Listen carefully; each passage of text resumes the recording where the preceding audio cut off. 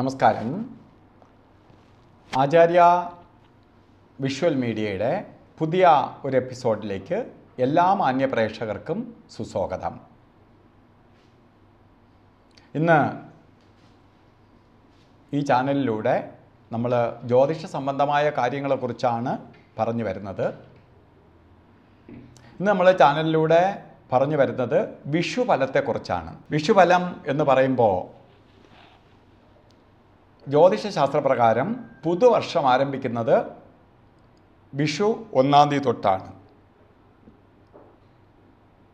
കാരണം പ്രപഞ്ചനാഥനായ സൂര്യൻ ഉച്ചത്തിലേക്ക് പ്രവേശിക്കുന്ന ദിവസമാണ് ശരിക്ക് മേട 1-ാം തീയതി.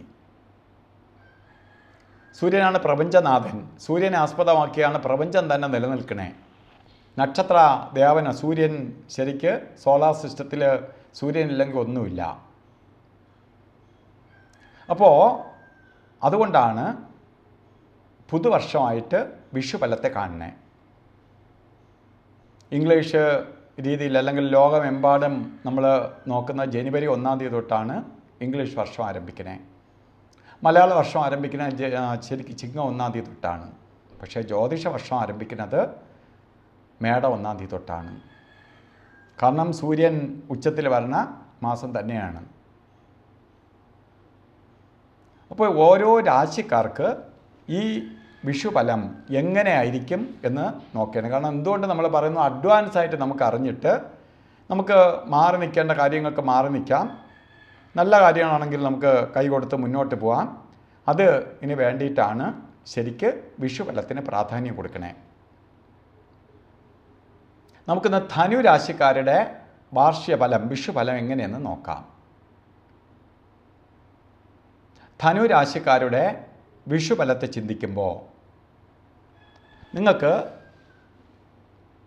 ശരിക്ക് പറഞ്ഞാൽ സുഖദുഃഖ സമ്മിശ്ര ഫലത്തെ ചെയ്യുന്ന ഒരു വർഷം തന്നെയാണ്. ഓവർ സന്തോഷിക്കും വേണ്ട, ദുഃഖിക്കും വേണ്ട. ഒരു മീഡിയം രീതിയിൽ പോകാൻ കൊള്ളാവുന്ന വർഷമെന്ന് വേണമെങ്കിൽ പറയാം. ഈ ധനുരാശിയിൽ ജനിച്ച നക്ഷത്രക്കാർ മൂലനക്ഷത്രം, പൂരാടം, ഉത്രാടത്തിൻ്റെ ആദ്യത്തെ കാൽഭാഗം, ഉത്രാടത്തിൽ കാല്. ഈ നക്ഷത്രക്കാർക്ക്, അതായത് ധനു രാശിക്കാർക്ക് പുതുവർഷം സുഖദുഃഖ സമ്മിശ്ര ഫലം എന്ന് പറയാൻ കാരണം രണ്ട് കാരണങ്ങൾ കേൾക്കുമ്പോൾ മനസ്സിലാവും ഞാൻ എന്തുകൊണ്ട് അങ്ങനെ പറഞ്ഞു എന്ന്. ഒന്ന്, ഈ നക്ഷത്ര രാശിക്കാർക്ക് കണ്ടകശനി ആരംഭിക്കുകയാണ്. കണ്ടകശനി തുടങ്ങി. ഏതാണ്ട് ഈ മാർച്ച് മാസം 30-ാം തീയതി തൊട്ട് കണ്ടകശനി ആരംഭിക്കും. ഏപ്രിൽ 14-ാം തീയതി തൊട്ടാണ് നമുക്ക് വിഷുഫലം വന്നതെങ്കിൽ കണ്ടകശനി ആരംഭിച്ചു. പക്ഷേ വ്യാഴം നക്ഷത്രത്തിൽ ധനത്തിൻ്റെ ദേവതയായ വ്യാഴം നിങ്ങൾക്ക് 7-ാം ഭാവത്തിലേക്ക് വന്നിരിക്കുകയാണ്.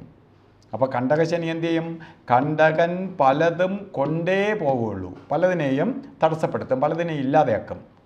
നമുക്ക് കിട്ടാനുള്ളതിനെ ഇന്നെന്നുള്ള നാളെയാക്കും. 4-ലേക്ക് ശനി വന്നിരിക്കുകയാണ്. ഒരു ശാരീരിക ബുദ്ധിമുട്ടുണ്ടാക്കും, മനപ്രയാസത്തെ കൊടുക്കും, മാതാവിന് അല്ലെങ്കിൽ മാതൃതുല്യരായവർക്ക് അരിഷ്ടതയെ കൊടുക്കും. അതുപോലെ വാഹനങ്ങൾക്ക് പണി വരാം.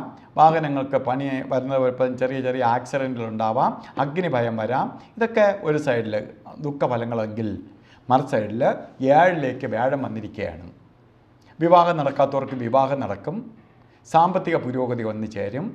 കുടുംബത്തിനകത്ത് സമാധാനം ഉണ്ടാവും. സന്തോഷപ്രദമായ അവസ്ഥകളുണ്ടാവും. ദൂരയാത്രകൾ ചെയ്യാൻ ഇടവരും. ഇതിനൊക്കെ വളരെ സന്തോഷപ്രദമായ അവസ്ഥകൾ ഇതൊക്കെയാണ്. സാമ്പത്തിക നേട്ടവും, വിവാഹം നടക്കാത്തവർക്ക് വിവാഹവും, വിവാഹ ജീവിതത്തിൽ സന്തോഷപ്രദമായ അവസ്ഥകൾ, ദൂരയാത്രകൾ ചെയ്യാൻ ഇടവരിക, ഇതിനൊക്കെ അനുകൂലപ്രദമാണ്. അതിൻ്റെ ഒരു ഭാഗത്ത് കുറച്ച് ഭാഗം സൂക്ഷിക്കണം, ശരീരത്തെ സൂക്ഷിക്കണം.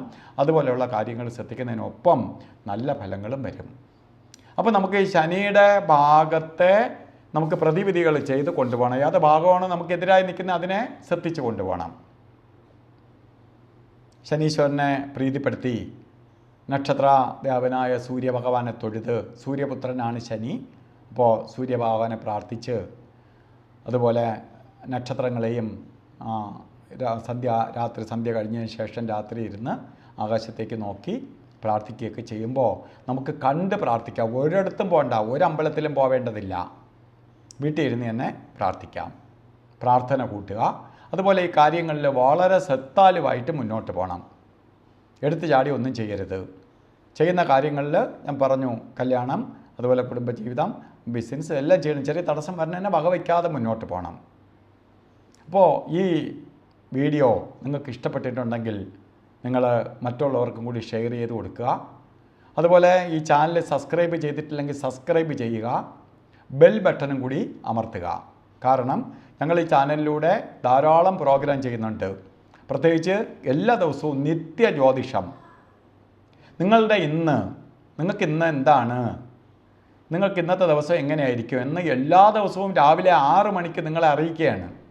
നിങ്ങൾ ഓരോ കാര്യത്തിന് ഇറങ്ങുന്നതിന് മുമ്പ് നിങ്ങളെ അറിയിച്ച് തരികയാണ്. നിങ്ങൾ നോക്കിയിട്ട് പോകാൻ. നമ്മളുടെ പ്രേക്ഷകരുടെ എന്നെ ഫോളോ അപ്പ് ചെയ്യുന്ന ആൾക്കാരുടെ 40,000-ൽ കൂടുതൽ ആൾക്കാരുണ്ട്. അവരുടെ അഭ്യർത്ഥന മാനിച്ചുകൊണ്ട് എല്ലാ ദിവസവും നിങ്ങളുടെ ഫലം രാവിലെ നിത്യജ്യോതിഷം ഇടുകയാണ്. ഇതൊക്കെ നിങ്ങളിലേക്ക് യഥാസമയത്ത് എത്തണമെങ്കിൽ നിങ്ങൾ ബെൽ ബട്ടൺ കൂടി അമർത്തണമെങ്കിൽ മാത്രമേ നോട്ടിഫിക്കേഷൻ നിങ്ങൾക്ക് കിട്ടുകയുള്ളൂ. അതുപോലെ തന്നെ വിദേശത്ത് നമ്മൾ ദുബായിൽ ഓഫീസുണ്ട്, കരാമയിൽ. അപ്പോൾ വിദേശ മലയാളികൾക്ക് അവിടെ വന്ന് നേരിൽ കണ്ട് കൺസൾട്ട് ചെയ്യാനും ഉള്ള സൗകര്യം ഒരുക്കിയിട്ടുണ്ട്. അപ്പോൾ എല്ലാ പേർക്കും നല്ലത് വരട്ടെ എന്ന് പ്രാർത്ഥിച്ചുകൊണ്ട് നിർത്തുന്നു. നന്ദി, നമസ്കാരം.